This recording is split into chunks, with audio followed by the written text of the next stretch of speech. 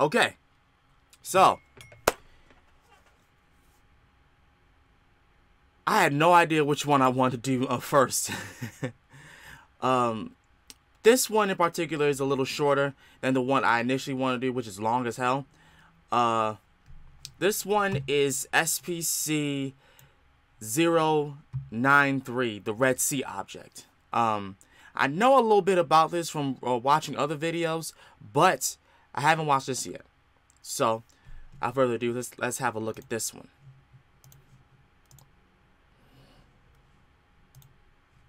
SCP-093, Red Sea Object. In a universe of eldritch destroyers, inexplicable phenomena, and marvelous creations, it might be surprising that one of the most interesting and evocative of the SCPs is a small stone disc that changes colors. SCP-093 is one of the earliest SCPs to be written up, and yet it continues to fascinate newcomers years later.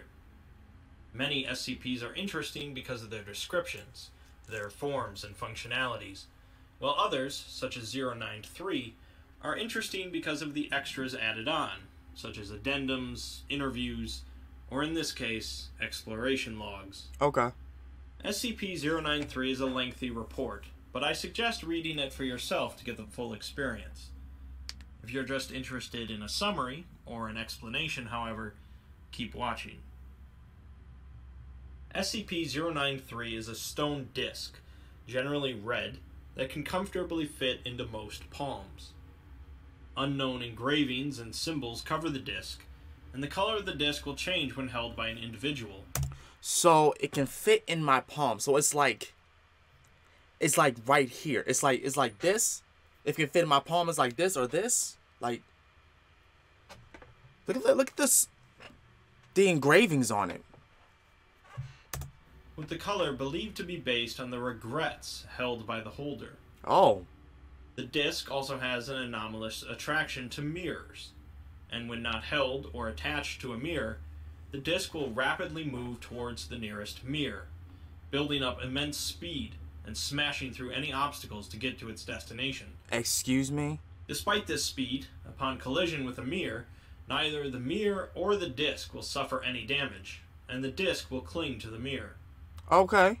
Most notably, however, is when an individual holding the disc places it on a mirror, upon which they will proceed to move into the mirror, traveling to an alternate location. What?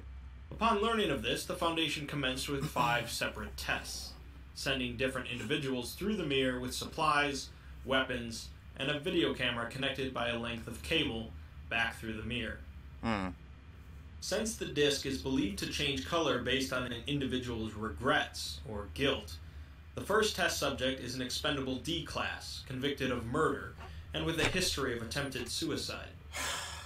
The D class fully cooperated with every step of the testing, and the disc changed into a hue of blue while held.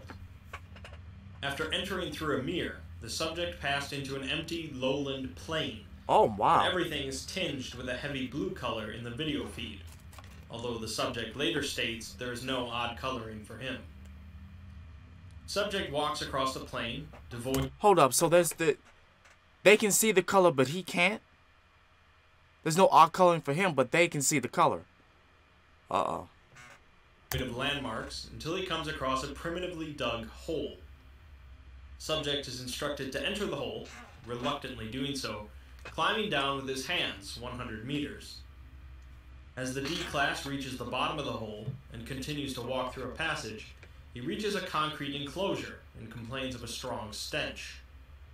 Light fixtures dot the ceiling, and 7 doors line the enclosure. After trying a few doors and finding them stuck shut, one of them opens into an empty room with a substance coating the walls, resembling brown, burnt plastic. Subject manages to open another door with a broken key, finding the ceiling covered in the same substance, as well as a cot, a pillow, and a crate. Inside the crate seems to be food boxes, with the word cereal written on them, although the video footage shows the writing as obscured squiggles. What? Subject notices some articles hanging on a wall, but the writing is illegible, and most of them crumble at the slightest touch due to age. There's also a book present, and when the subject approaches it, a high-pitched screeching noise erupts from somewhere for a few seconds. Oh no.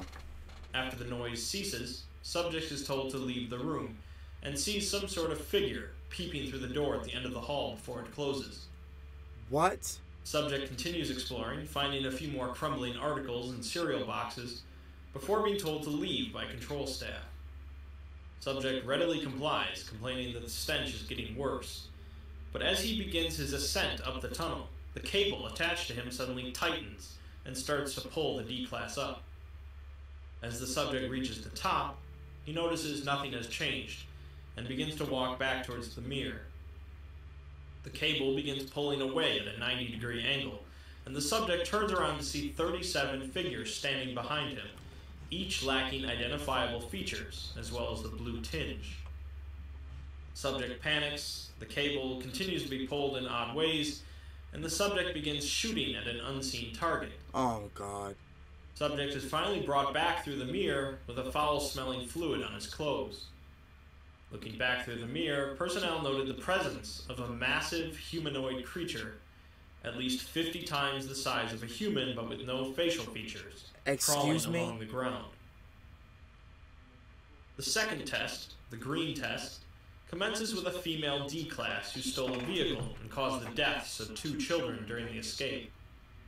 Subject is cooperative, the disc turns green, and the subject enters into a farmland landscape tinged green. Oh no.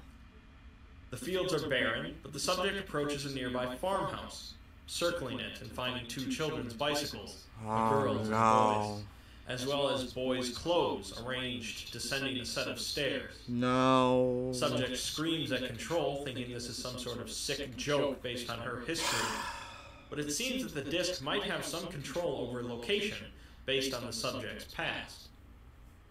Subject descends into the cellar, finding it largely abandoned and unremarkable, but begins to complain about a stench.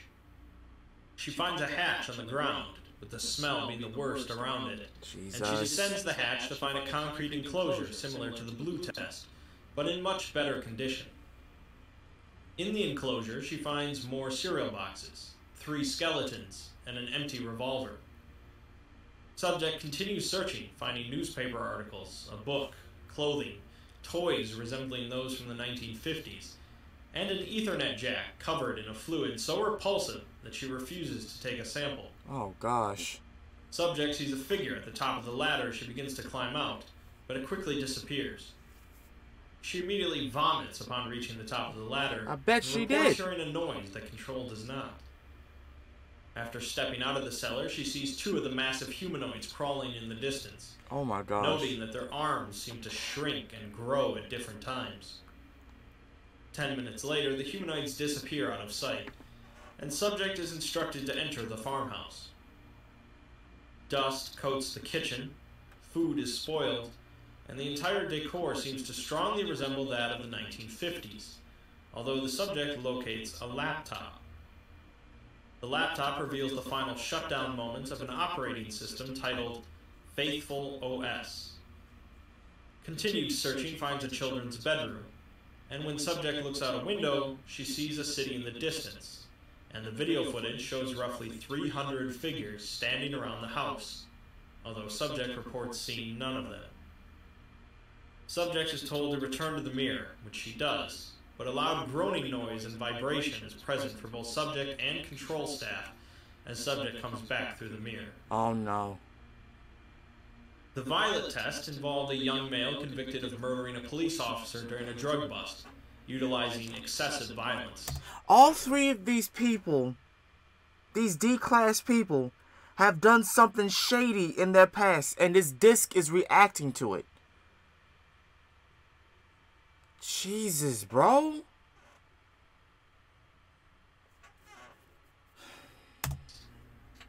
Subject was uncooperative with the tests, but entered through the mirror into an urban cityscape with a violet tinge. The city seems to be largely empty, but there are a few cars that look to be futuristic and streamlined. Most of the cars seem to emit a powerful stench, and inspection reveals their interiors are filled with a large amount of a strange brown substance. Finally, the subject finds a car that seems to be newer than the others and is empty, so he enters the vehicle. The dashboard of the car shows no steering wheel, ignition, or other controls, only a few blank screens, implying the car is possibly autonomous.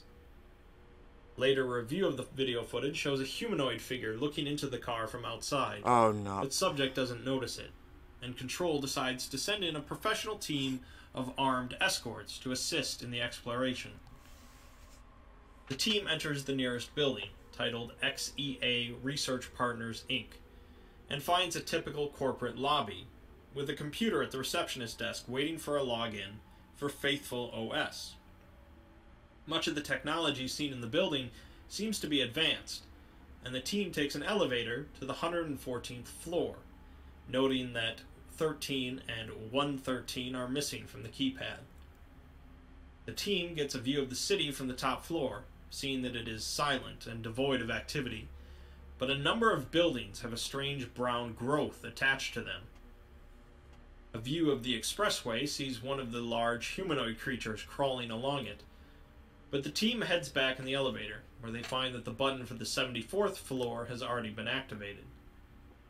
They agree to go to this floor, finding another reception area, with a sign-in sheet bearing the year 1953. A logged-in computer contains text files related to appointment information, and the team finds a notepad belonging to someone named Dr. Boriziski, Blessed Purificationist.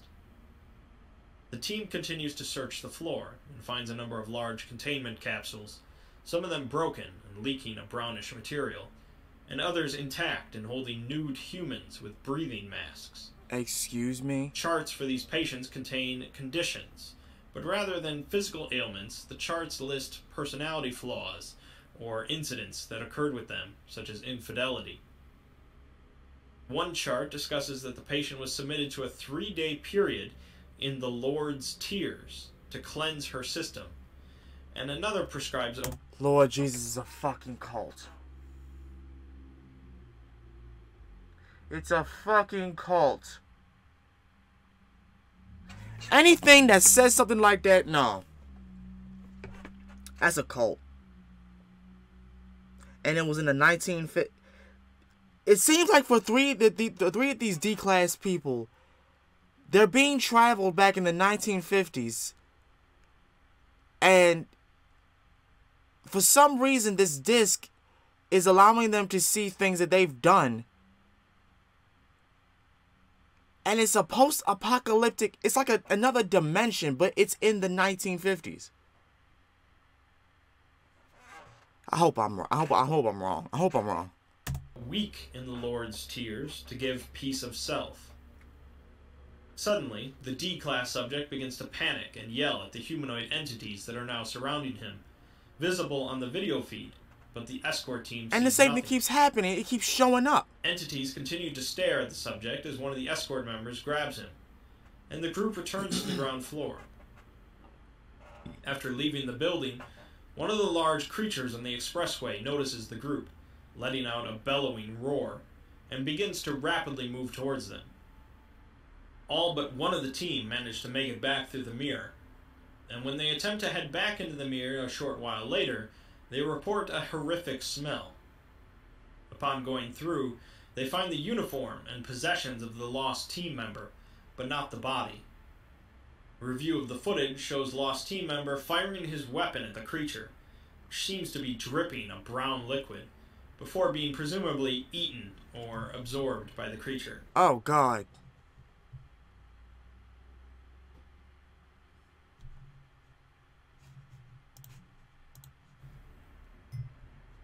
It became clear after analyzing recovered newspaper articles that something terrible occurred in this parallel world. Right. And the Foundation became interested on whether or not any precautionary measures needed to be taken to prevent similar circumstances in our world. Because of this, rather than sending a D-class for another test, a doctor volunteered to go through for the yellow test. A doctor, okay. The doctor was cleared of any psychological issues and had no history of criminal activity. Let's hope he didn't.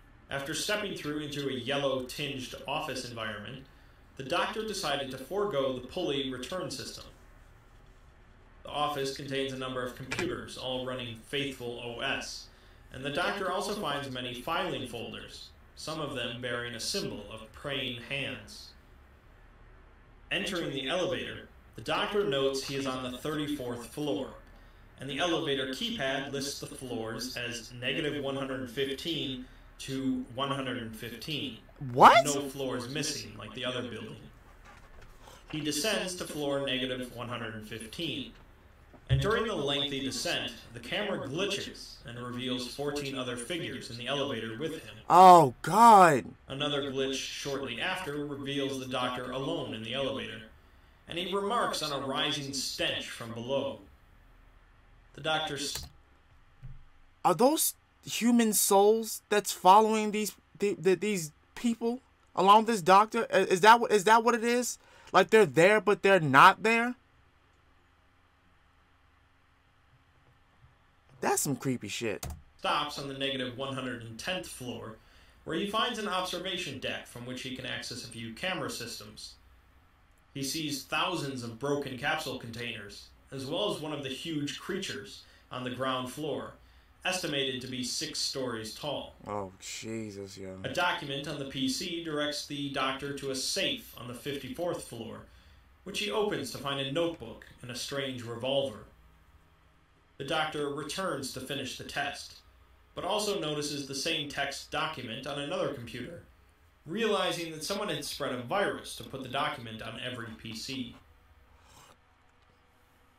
This finally leads us to the red test, as SCP-093 was passed around the Foundation until it changed to a different color, Oh, no. which ultimately was with a service technician. The disc takes on a bright red color, and he enters into an obscured environment with no tinge of color. What does that mean? What does the red mean? The technician is in a room with a rotating cylinder in the middle, and the walls are lined with countless copies of objects identical to SCP-093. The rotating cylinder is filled with holes, and occasionally beams of light will emit from the cylinder and connect with the discs on the walls. Oh, wow.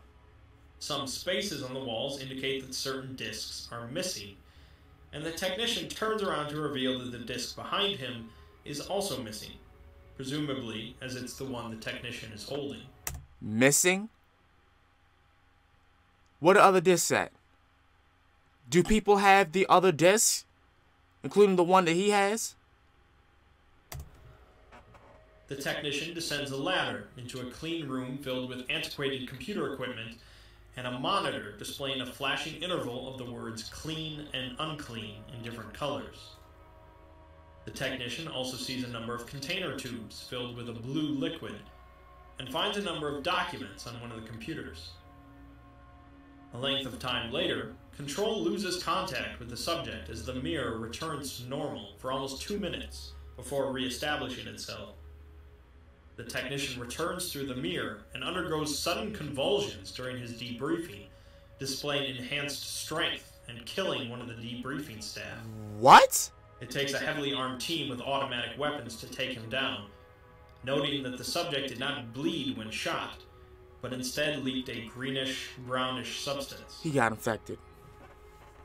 Lastly, this brings us to the file on the recovered documents from the various tests, which slowly bring together a number of clues. To summarize, this world is focused on the United Lands of the Sun, a highly religious yet also hypocritical country led by a number of High Fathers, principally the Most Holy Father. Cult.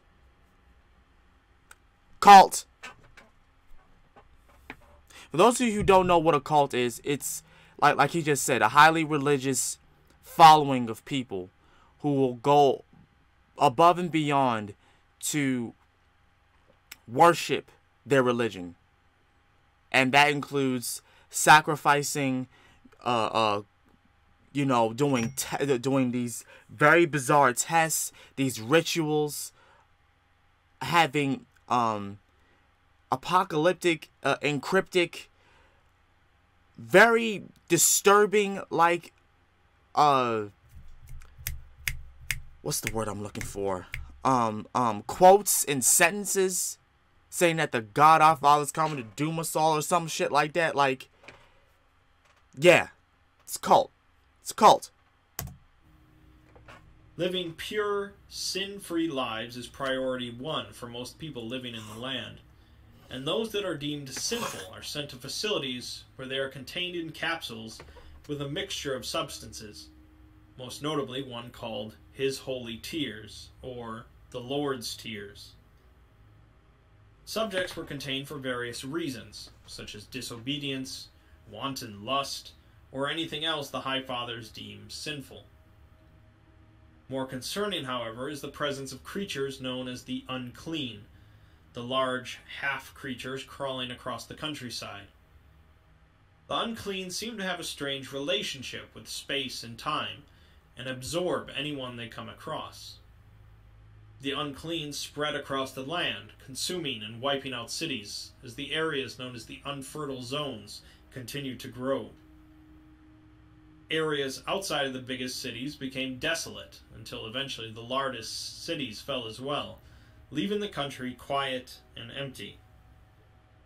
It's the final document recovered from the Red Test, however, that tells the full story. The document, written by a Foundation agent from another universe, explains that 350 years ago, this world experienced the arrival of an eldritch, godlike creature, known to the people as He. He? This creature declared that this world was unclean, and that the only way to save it was to purge it of sinners. He bestowed upon the world a number of vast technological advancements, and said in 10 years' time there would be a war to decide who is clean and who is not. The eldritch creature disappeared, and eventually the war commenced, instigated by the Holy Union of Land, known in our world as the United States. The most notable invention created for the war was the Holy Tears substance, which was said to purge the sins from the unclean. What it actually did, however, at least the purest concentration of the tears, is some sort of genetic restructuring. Turning people into... I get what happened to him. I get what happened to the guy with, in the Red Test. He wasn't infected. He somehow got in touch with the blue with the blue tears somehow, and he got enhanced. Okay. To the massive creatures. These creatures were attracted to pure concentrations of the tears, and so they were drawn to certain areas, known as the unfertile lands, on purpose in order to contain them. It would seem that these humanoids become servants of the eldritch creature, meant to absorb anything deemed unclean. Those that are absorbed become the faceless humanoids visible only through cameras. These individuals become eternal spirits, never to truly depart from this desolate world, and they only wish to kill the eldritch creature to end their suffering. I knew they were spirits. Somehow the creature uses the discs to travel between universes, spreading lies and conquering worlds. But the Foundation agent managed to trap it in this universe by destroying his disc and spreading the fragments through other worlds. So that's it. SCP-093 is one of a countless number of transportation devices that a godlike creature uses to travel between universes in order to conquer and destroy worlds. The people in the world the Foundation visited believed his words, accepted his technology, and eventually wiped themselves out, with most of them living an eternal existence of regret. SCP-093 is a lengthy tale, but it's one of my personal favorites, as it continually builds on the mystery of this desolate world, and you're inclined to continue reading to see if the pieces all fall into place. Like many skips, 093 does contain a powerful entity from outside of space and time, but more importantly, it is about the tragic tale of a civilization and their regrets. We gonna have a little quote? Yep, here it is. I've seen the faces of the people, the unclean. They show up on the pictures cast by the machine in the room with me, watching me. I think they're everywhere on this world, only seen by machines now. They don't look sad or happy. just curious. They want to know why them? Why did it all happen? I don't know. I just don't know.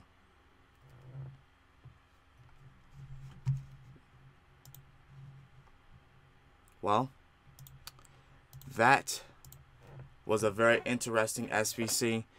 I love exploring these the SPC Foundation videos. I love these videos because they go into detail about the certain subjects. Like, of course, there are other videos that, you know, really talk about it well, especially the ones that I've been looking at. But this one right here, like these certain types of SPC videos, I enjoy a lot because it talks about other worlds, other parallel worlds, dimensions, deities, gods. I love that. I really honestly just like that. But anyway, let me know what y'all think down below about this video. How you feel about something like this? Could you see something like this actually happening? Not only to us, but to other parallel worlds. Because I strongly believe it can't be just us. Okay? It cannot be just us. There has to be other life. Not even in this universe, but like in different dimensions. It has to be, because it doesn't make any sense why we would be the only ones. But yeah, that being said, it is yours truly, Master Real Sakurai. I love you guys, and I'll see y'all next time. I'm out. Peace.